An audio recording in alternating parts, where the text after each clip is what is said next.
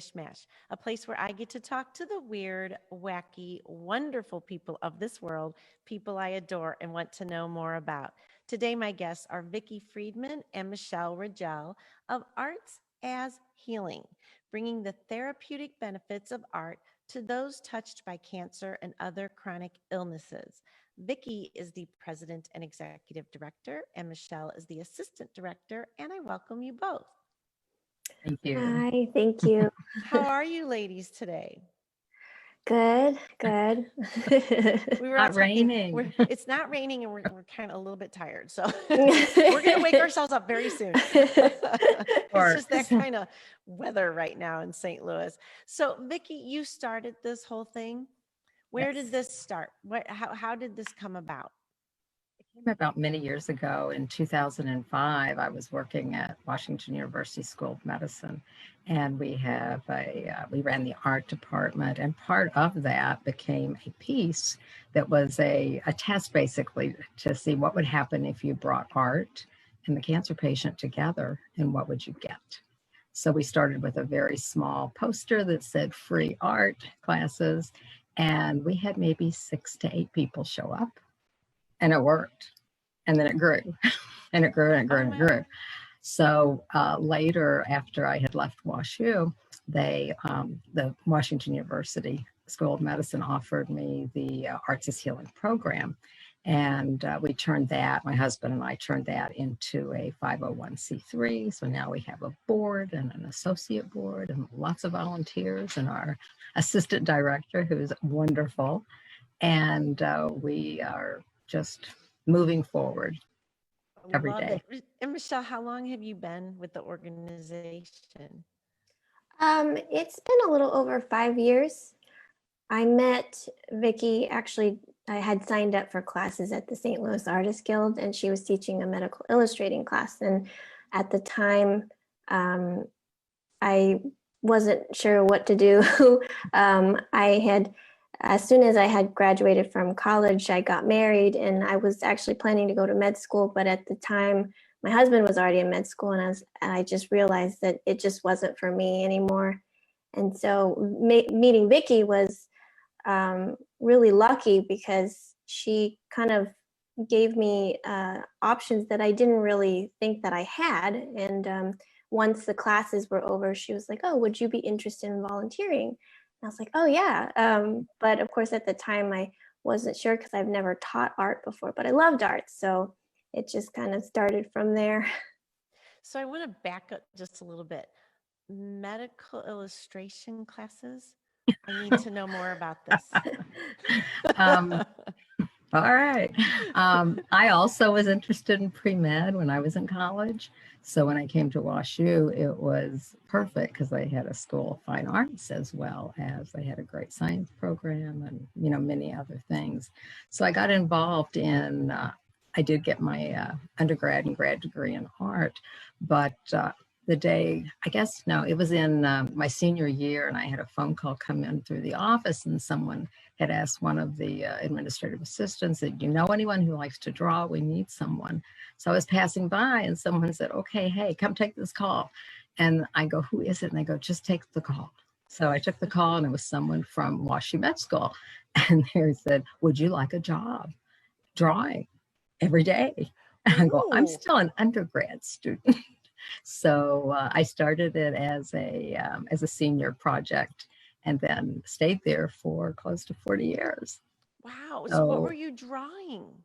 Everything. So anything that was new was being drawn, for books, for New England Journal of Medicine, all the different journals that you hear about, Cell, everything.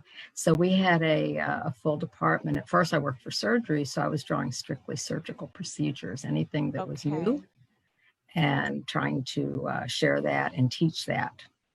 The doctors would then take that and use that information. Got ya. That is an interesting use of art. I never thought of it, but it was a necessary use of art. But what an interesting, you didn't think to yourself, "I will be drawing this one day. This is how I will use my artistic talents." I kind of did. You did. Oh my gosh, good for you. I know, kind of creepy, right? No, No, I think it's interesting. when I was in junior high, I started drawing a lot of portraits and things like that. And I would draw some of the body parts and get really familiar with things like that. And then it just fell into place. So I think it's luck, being there at the right place at the right time, and take advantage of that opportunity. And then Michelle, you decided, I want to draw this too. I shall go to this class. Yeah. At the time, I was just kind of taking whatever classes that interested in me. Because again, before we moved here to St. Louis, I was working, and then my husband was still in medical school, so he couldn't work. So then when we came here and he got into the residency program at Barnes, he told me, you know, it's your turn to kind of figure out what you want to do. So my mother-in-law had suggested I take art classes, just for fun. I didn't even imagine that I would make any kind of career out of it. So I was signing up for all the painting classes they had, all the figure drawing classes. And then I thought, oh, that's so interesting, because I went to school for pre-med. I was going to go to med school. And I figured, well, that's really interesting, combining art and medicine. And I thought, man, if I had known that this was an option, I would have pursued this instead. Maybe I would have convinced my parents that this is a good option for me. It's fascinating though. I'm always fascinated with the amazing amount of choices we have with what we can do with our world. You know what I mean? I love it. So Vicki, I'm going to go back to when you first, the first time you brought art and the patients together, and you said it worked. What do you mean by it worked? Well, we were given a conference room that held about 12 people, and I believe 6 or 7 people showed up. And I had newsprint pad 18 by 24, because what I knew, and one of my degrees is in education as well. So I had newsprint pad and I had vine charcoal. I was really going to teach them some real basics. And I had brought in a container from the store, the grocery store, that was full of beautiful giant strawberries. And that was it. So the room had strawberries, it had newsprint pad, and it had vine charcoal. So our first assignment was going to be to draw a strawberry. So everyone got a strawberry, and we were going to work, very big, 18 by 24. The strawberry should fill the space. And at first, everyone looked at me, probably that I was, somewhat crazy. And then we started looking at the strawberries, and you could see the designs that the seeds made. So we were really seeing things instead of just, there's a strawberry, great, when can we eat it? Opposed to, let's really look at it, look at the shape, see how different the shapes are, so that everyone's piece should look really different. And about 2 hours later, they were still drawing. And then we had a critique, and it was beautiful. Oh, that's awesome. Do you think part of it is that you are asking people to pause and put a lot of awareness on something? Absolutely. Absolutely. Michelle and I deal with that every day. The goal, we are always saying, take your time, be patient, slow down. Right. And anyone who's listening are going to go, oh, they're saying all those things again. But it's constantly what we do, so that you're totally immersed in what we're seeing and what they're seeing. It takes them into a different world for a bit, right? Absolutely. Absolutely. That is just beautiful. All right. So share some of your favorite stories with us. I know you have like a million. Oh my goodness. But just top of mind, what's, in front of you now, or that is something you've thought of recently, like, oh my gosh, it was so cool when this happened, or. Okay. We have a really good one. One of the things that we do, and Michelle was with us when we did this. So she had started, and we were starting to do collaboratives, and it was really pretty much the beginning of it. So we had done 1 or 2, and then we decided, oh, let's go big and let's go way out there. So in Chicago, Chicago houses the Seurat's piece Sunday afternoon. And we decided to make a collaborative of that. And Michelle helped me here. How many people did we have involved? Can you remember? We probably had at least at least 40, 50 pieces because it was about 7 feet long. I mean, the actual Seurat piece is like 10 feet or so. And so ours was getting there. It was very large. I mean, it took a long time to put together. But basically we, as a surprise, we'll get an image and we'll cut it up into pieces and we won't tell them what it is. And then that way there's no judgment. Everyone will work on their piece. And the funny thing about it is that some people were actually working on a piece that was right next to each other and they were sitting next to each other and they didn't realize it. And so they were sharing their palette with each other, yeah. but they had no idea that their piece was going to sit right next. Okay, so we had over 40 pieces, over 40 separate canvases, and everyone focused strictly on, like if I was going to hold this up, they were only focusing on one little image to get it to about, I think it was an 8-inch square. All right. And they worked and they worked. They kept telling, you know, if you can't tell what it is, look at the colors, just work on color, work on proportions, you know, and stay focused with what you're doing. So people started sharing their paints because they would have their palette out and had mixed colors. And someone goes, oh, I need that color. And without knowing it, as Michelle said, 2 people sat side by side. They shared. This is for weeks and weeks and weeks to make an acrylic painting. And they had no idea that their pieces fit perfectly together.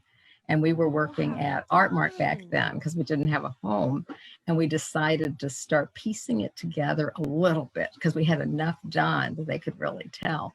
So Michelle's on the floor moving things around. Everybody's moving stuff around. We're out in the hallway of Art Mart in the middle of their retail section because we didn't have enough space. It's like Michelle Hello, said, puppy. sorry, that's my doggy. Have the world of Zoom. I know. Do you like Just how that? it goes. I know. He wanted to be part of this as well. I like it. So go ahead, Michelle. You can explain how it took forever. Oh, I mean, there were a lot of pieces and some people had to do multiples, of course, but I mean, it's, you know, the whole entire time they're trying to guess what it is, but we won't tell them because, you know, it would ruin the surprise. Right. And so when we were putting it together on the floor, people were like telling me, you need to move it over here. That doesn't fit there. They're like, that doesn't look right.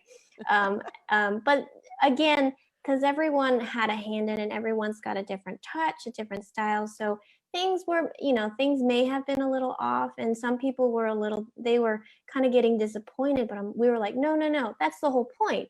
You know, it's not supposed to look exactly, you know, like the image. Right. Because the whole point is having individual people do a whole piece, you know, all the parts and then bring it together. And even if things are a little off, I think that the final piece just turned out amazing because, you know, from far away, it looked like the, you know, Seurat. And then when you go in closely and see each individual piece, you're like, someone thought the colors were a little bit different here, saw it a little bit different there. Maybe the dog's head was a little off from the body here. But I mean, that's what made it so neat. And then every year we have a gala where we feature the artwork done by the patients, and we'll do raffle and we do silent auction. And when we put that up on display, all the patients they were holding pens and they were pointing at the piece that they did, and we have a picture of that. So it was really neat. What a creative, fun idea. I love that. And Well, so it just then, makes, go ahead, I'm sorry. No. Well, I mean, go. You finish, and then I'll ask. I was going to say, each person feels really special about the piece they've created, and it sits as its own, you know, as a beautiful piece. And then when it's put together collectively and collaboratively, and it's all comes together as one piece. So you've got over 40 people coming together as one. And that's just that's the wow moment. It's just amazing. So how do patients find out about you? Do they just hear about it and decide I want to go do this? Or is it through Washington University, or where do your people come from? It depends. Of course, many of the people are people that have been with us since Vicki started at WashU. But now, because we also do hospital visits, so we've met people through MOBAP, we've met people through Mercy, all the assignment locations. So, and then we get people by word of mouth. People who come to our classes will bring their friends, and of course their caregivers or family members. So it's been amazing. I mean, just how people find out about us and how much we've grown. I mean, when I started, we had maybe 15 people. And then of course now probably total, they don't all come every day, but now we have 2 classes per week instead of 1. And so we have probably about 40 people. And then of course now we have our own studio. So now that we have our own studio, people are actually able to find an address. Oh my gosh, I love it though. And so, when you think of the healing part of it, how would you define that they're healing through this art? A lot of people come to class, and the first thing they'll do is come in and go, I'm not going to do anything today. I don't feel well. I really don't want to do anything today, but I want to show up. I just want to kind of show up. So I'm just going to sit here. And we're like, okay. And then we start explaining what we're doing. Michelle and I give some examples, and we have other volunteers that are also local artists that help teach. So we always have a multitude of people that are immersed in art and in teaching in the studio at all times. So this person will sit down kind of, okay, and we'll start passing out some supplies, and maybe we're working in Prismacolor or something, some medium, and we use a vast array of media. So we have long-term projects, so people really learn how to do things and get a good knowledge base while they're learning and getting lost, in that moment of art.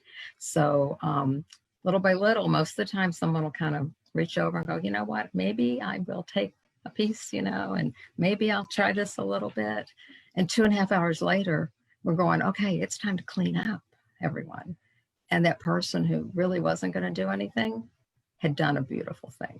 Oh, so my gosh, it's just lovely. It feels, there's a feel there, there's an energy, there's a welcoming feeling, there's a joy. You can't describe it. You got to just be there and feel it and walk in, and you feel like you're getting a great big hug the minute you walk into our studio. Oh, I love and it. Prior to this, you did get a welcoming hug. Literally. I was gonna say, yeah. In times of COVID, we're probably not hugging, but and Exactly. but it also creates community. Oh my gosh, yes. Yeah.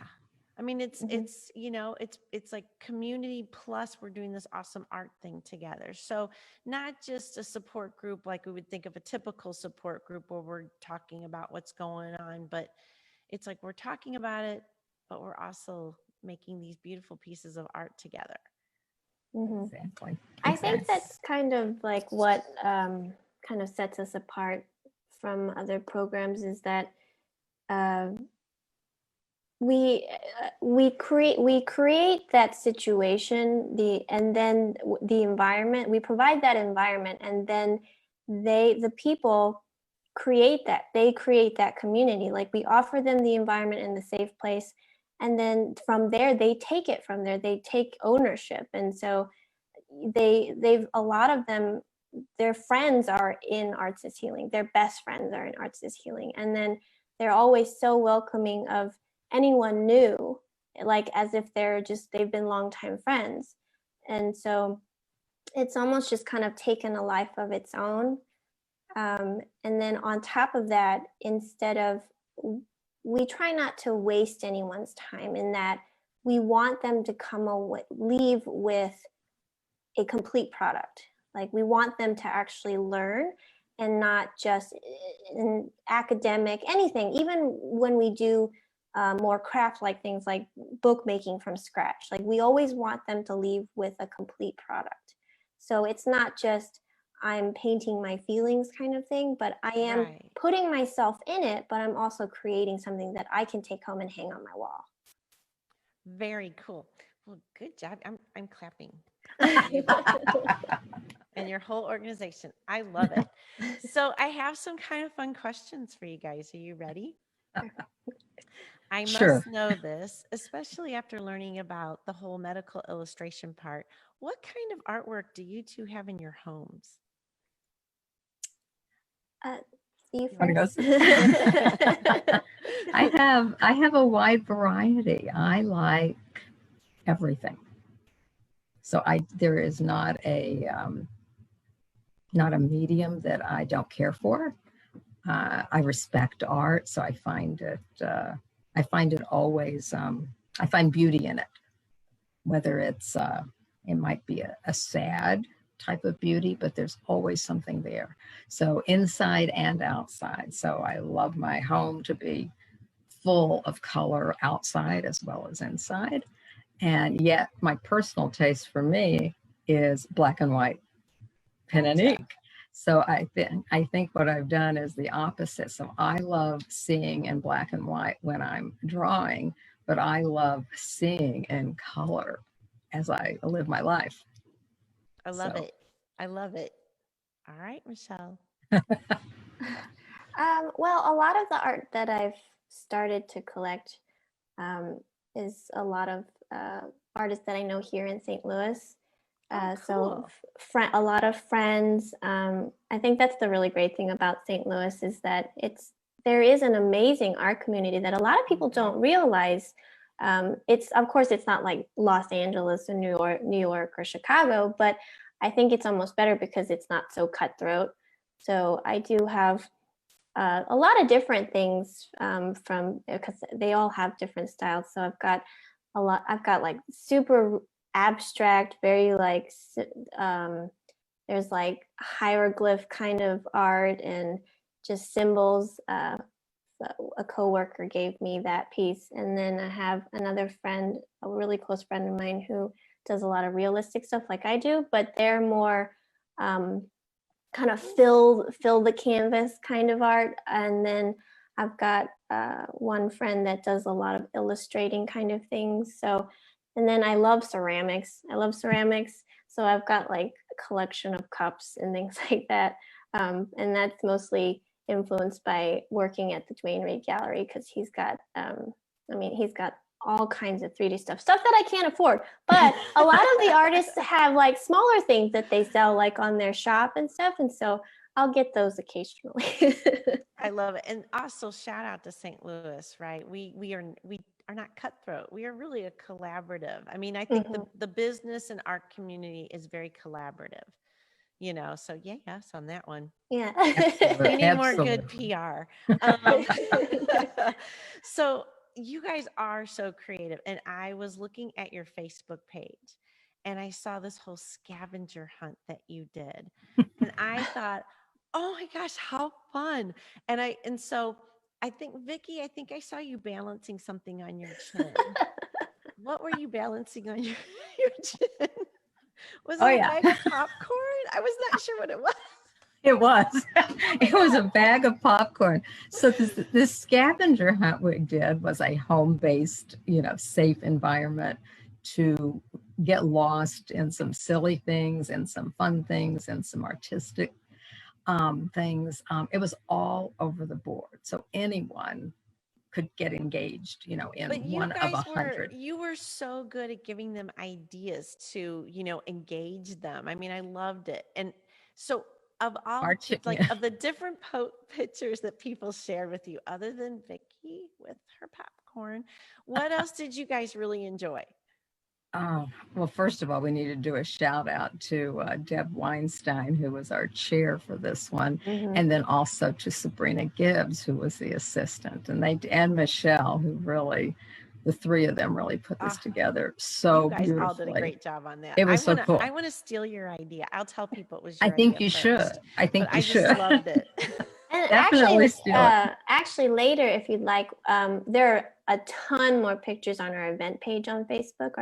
That's where we had people post, so we could Good. keep track of what they did, and because we had prizes for who did the most, and we had 3 teams that were just at it. I mean, Rocking they all did like 60, 70 tasks. There was 100 tasks total, Oh my and gosh. they just really kept going. And then of course, and then but then a lot of them were so creative. I mean, I have to do a shout out to your, is it your?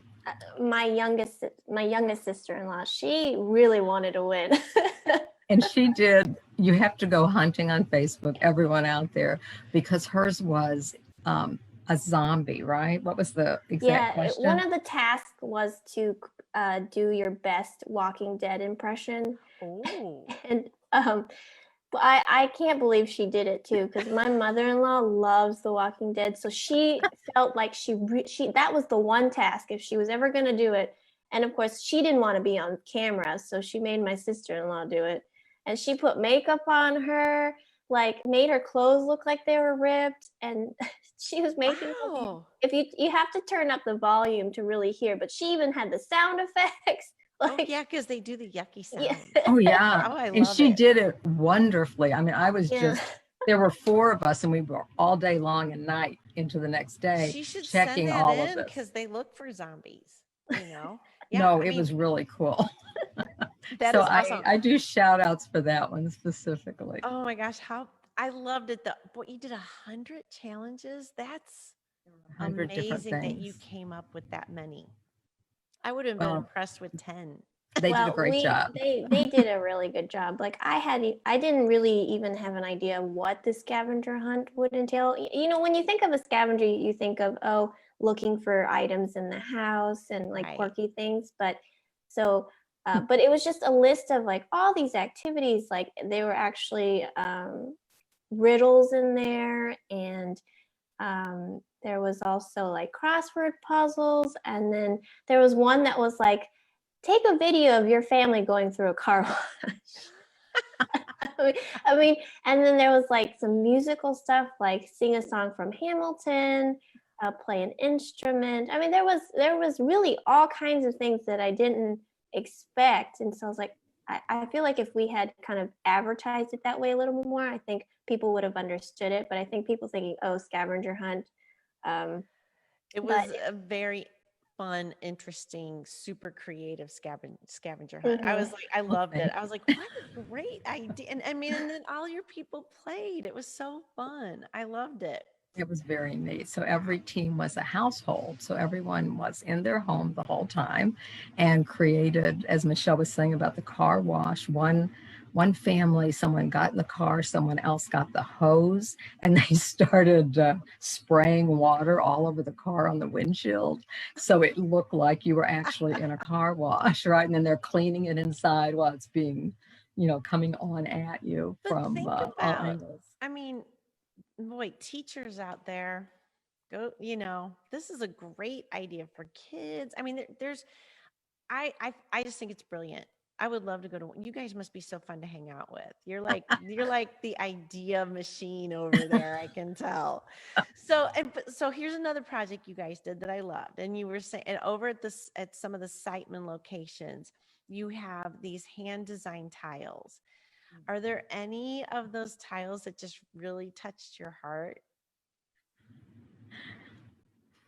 I have, I have Well, the or your orange funny story. bone because Vicki's laughing. Michelle, So- why don't you go ahead and start one Well, and then I'll share one. There were I mean, it's hard to say because there was just so many, and it's more of just, for me, it was always the process, especially when I first started going to the hospitals, because I think it's just, they're there for so long, they go there, they're in the waiting room, they have to get their blood work done, then they have to wait to see their doctor, and then they finally get to go in to get their chemotherapy in the back and everywhere. So they're there for pretty much the entire morning from like 8 to noon. And so it's, for me, it's always been just kind of the experience and of how, like, just it I'm sorry, it's just hard, it's so hard to describe,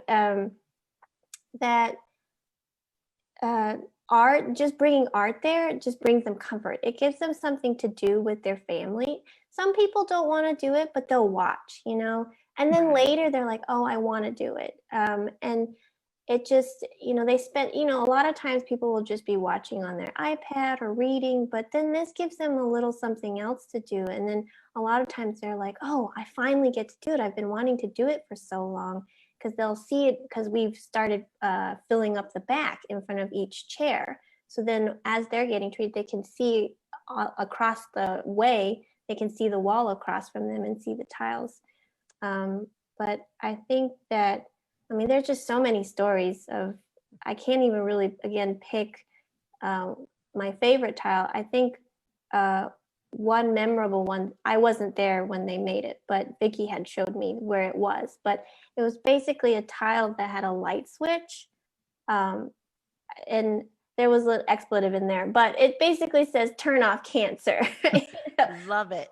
And so just like, I think that's why patients love the tile so much, because everyone has some good message or just something that's special to whoever did it, even if it's, just something random. Like someone did, a little girl did a picture of this video game character. I have no idea what it is, but she came every day with her grandmother. Because her grandmother was the one who mostly took care of her. And so her grandma was getting treatment. And so she would come with her grandmother, and she's this little girl.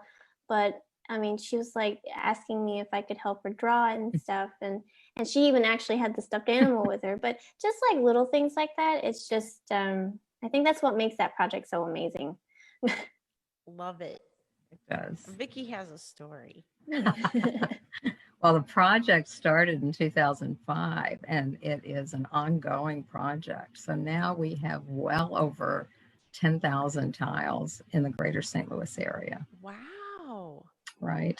And we keep installing, just as Michelle said. And sometimes when we're in the pods installing, the patients even get involved. They go, oh, I like that one. No, move that one over there. So we're, climbing up behind things, trying to get them on, and it's crazy looking, but they love seeing it evolve and seeing it grow and seeing new things.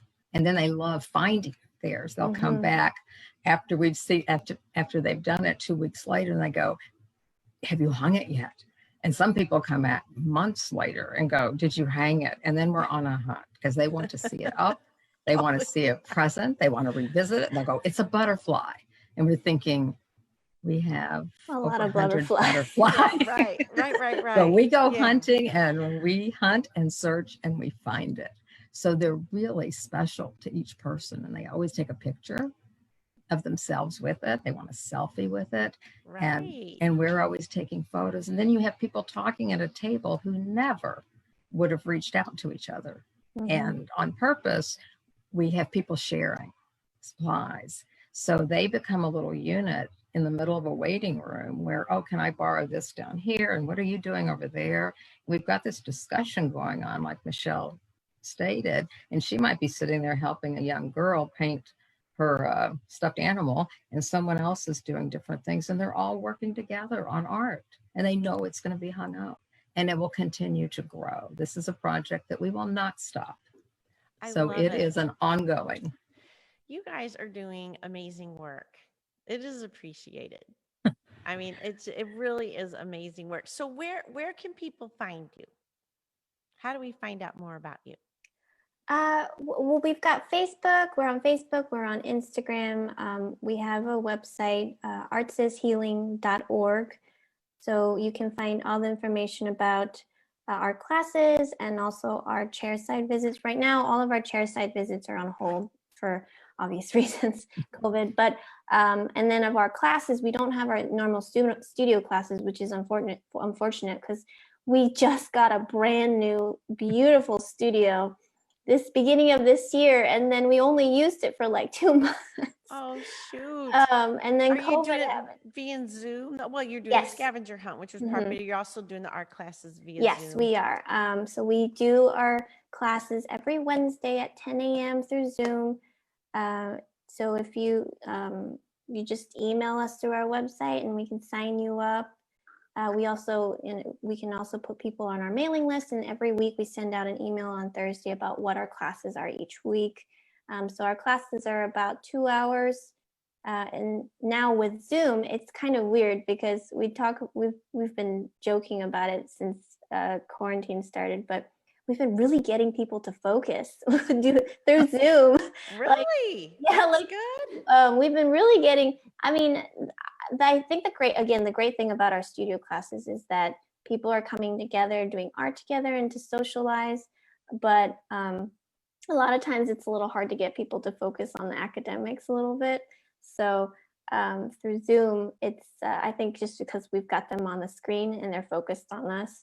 So we've been doing a lot of great stuff. I mean, everyone's been doing fantastic art.